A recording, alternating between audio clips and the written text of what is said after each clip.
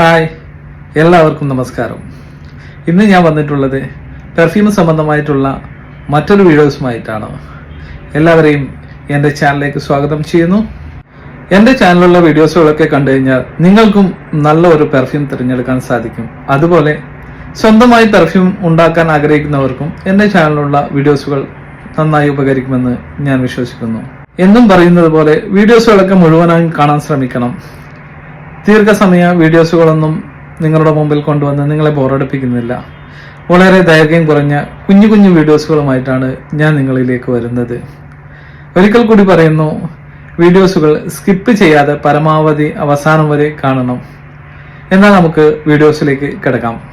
ഇന്ന് ഞാൻ നിങ്ങൾക്ക് വേണ്ടി തിരഞ്ഞെടുത്തിട്ടുള്ള വിഷയം നോട്ട്സുകളെ കുറിച്ചിട്ടാണ്.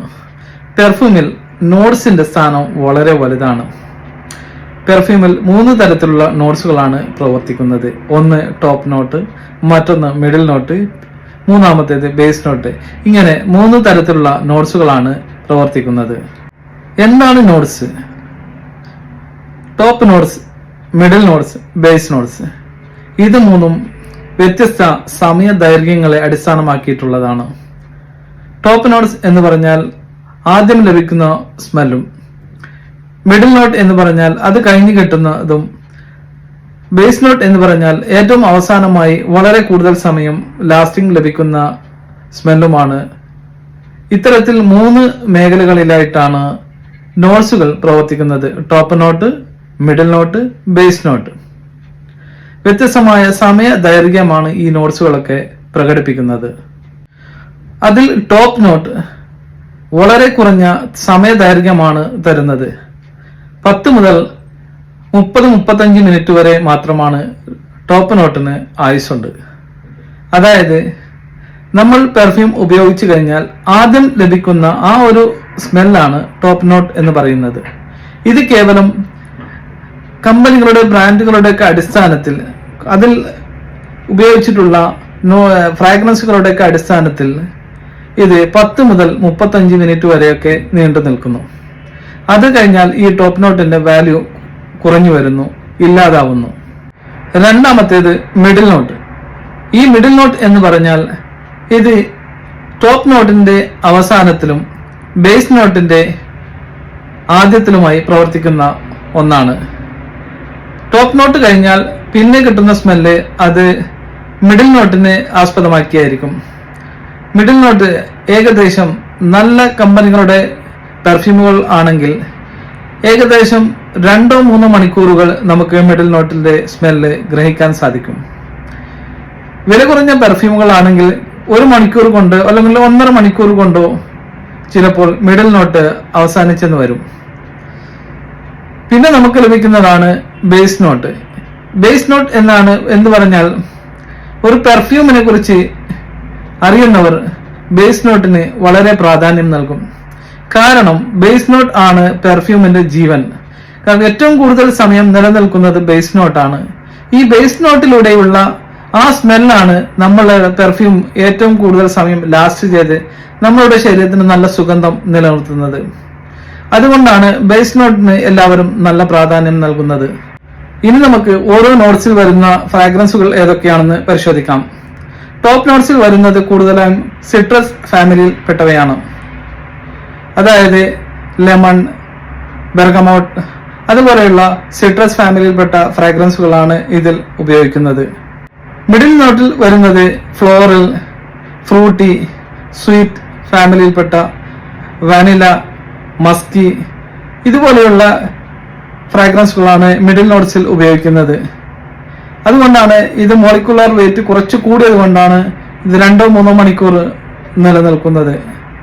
ബേസ് നോട്ടിലാവട്ടെ വുഡി, മസ്കി, അംബറി അതുപോലെയുള്ള കനം കൂടിയ ഫ്രാഗ്രൻസുകളാണ് ബേസ് നോട്ടിൽ ഉപയോഗിക്കുന്നത്. അതുകൊണ്ടാണ് ഇത് വളരെ കൂടുതൽ സമയം ലാസ്റ്റ് ചെയ്ത് നമ്മളിൽ സുഗന്ധം നിലനിൽക്കുന്നത്.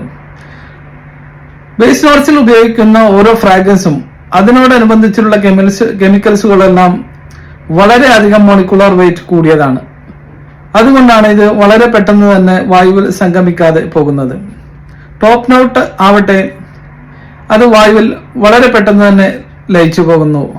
മിഡിൽ നോട്ട് കുറഞ്ഞ സമയം എങ്കിലും പെർഫ്യൂമിന്റെ സുഗന്ധം നമ്മൾ നിലനിർത്തുന്നു. ബേസ് നോട്ട് ആകട്ടെ വളരെ സാവധാനത്തിലാണ് വായുമായി ലയിക്കുന്നത്. ഓരോ നോട്ട്സിലും ഉപയോഗിക്കുന്ന അതിൽ ചേർക്കുന്ന ഫ്രാഗ്രൻസുകളുടെ എണ്ണം അനുസരിച്ചായിരിക്കും ആ പെർഫ്യൂമിന്റെ വില നിശ്ചയിക്കുന്നത്. ടോപ്പ് നോട്ടിൽ എത്ര കണ്ടന്റുകളാണ് ഉപയോഗിക്കുന്നത്, അതുപോലെ മിഡിൽ നോട്ടിൽ എത്ര കണ്ടന്റുകളാണ് ഉപയോഗിക്കുന്നത്, ബേസ് നോട്ടിൽ എത്ര കണ്ടന്റുകളാണ് ഉപയോഗിക്കുന്നത്, ഇതിനെയൊക്കെ ആസ്പദമാക്കിയാണ് പെർഫ്യൂമിന്റെ വില നിശ്ചയിക്കുന്നത്. ബേസ് നോട്ടിൽ വരുന്ന ഫ്രാഗ്രൻസുകൾ അത്യാവശ്യം വില കൂടിയ ഫ്രാഗ്രൻസുകളാണ്. അതുകൊണ്ടാണ് ചില ബ്രാൻഡഡ് കമ്പനികളുടെ പെർഫ്യൂമിന് വില കൂടുന്നത്. എക്സ്ട്രാക്ട് ചെയ്ത കൂടുതൽ ഫ്രാഗ്രൻസ് ഓയിലുകളാണ് ബ്രാൻഡഡ് കമ്പനികൾ ഉപയോഗിക്കുന്നത്. എന്നാൽ ചെറിയ ചെറിയ കമ്പനികൾ ലാബിൽ നിന്നും ക്രിയേറ്റ് ചെയ്തിട്ടുള്ള സിന്തറ്റിക് ഓയിലുകളാണ് പെർഫ്യൂമിൽ ഉപയോഗിക്കുന്നത്. അതുകൊണ്ടാണ് ഈ ചെറിയ കമ്പനികളുടെയൊക്കെ പെർഫ്യൂമുകൾ തുച്ഛമായ വിലയിൽ മാർക്കറ്റിൽ ലഭിക്കുന്നത്. ഫ്രാഗ്രൻസുകളെ കുറിച്ചുള്ള മറ്റൊരു വീഡിയോ ഞാൻ വീണ്ടും ചെയ്ത് നിങ്ങളുടെ മുമ്പിൽ എത്തിക്കുന്നതാണ്. കാരണം ഈ നോട്ട്സുകളെ ആസ്പദമാക്കി വലിയൊരു വീഡിയോസ് തന്നെ ചെയ്യേണ്ടതുണ്ട്.